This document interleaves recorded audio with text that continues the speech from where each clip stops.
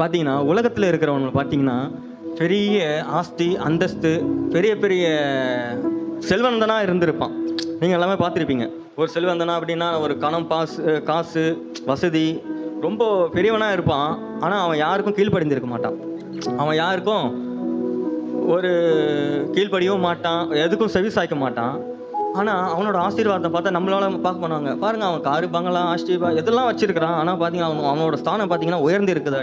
அவன் ஆடம்பரமாக இருந்தாலும் சரி, எதுவாக இருந்தாலும் சரி, ஆனால் ஒரு நாள் முடிவு மட்டும் அவன் கையில் ஒன்றுமே இருக்காது. அவன் சேர்த்து வச்சிருக்கலாம், எது வேணா வச்சிருக்கலாம். ஆனால் சில டைமில் அவனோட நேரம் வாழ்வா சாவாதான். கடைசி நேரத்தில் வாழ்வா சாவாதான். அந்த நேரத்தில் யார் எனக்கு துணையாக வருவாங்க அப்படின்னு பார்த்தா யாரும் வரமாட்டாங்க. ஆனால் அன்பான தேவ ஜனமே, நம்மளுக்கு அப்படி கிடையாது. ஆனால் தேவன் ஒவ்வொரு நாள் நம்ம சபைக்கு வருவதே ஆசீர்வாதம்.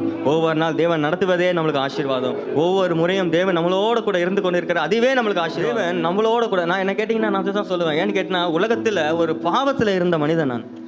ஒரு பாவத்தில் இருந்த மனிதன் என்ன ஆண்டவர் ஒரு ரட்சிப்பை கொடுத்து இவ்வளோ விசேஷமானமாக தேவனை பிரசிக்க வைக்க முடியும். அவரால் மாத்திரம்தான் முடியும். அவரை தவிர யாராலையும் முடியவே முடியாது. ஏன்னு கேட்டிங்கன்னா, அவர் தான் நம்ம ரட்சிக்கிற தேவன். அவரை தான் நம்ம மாற்றுகிற தேவன். அவர் ஒருத்தர் தான். அவரை தவிர வேறு தேவன் ஒன்றும் நம்மளுக்கு இல்லவே இல்லை.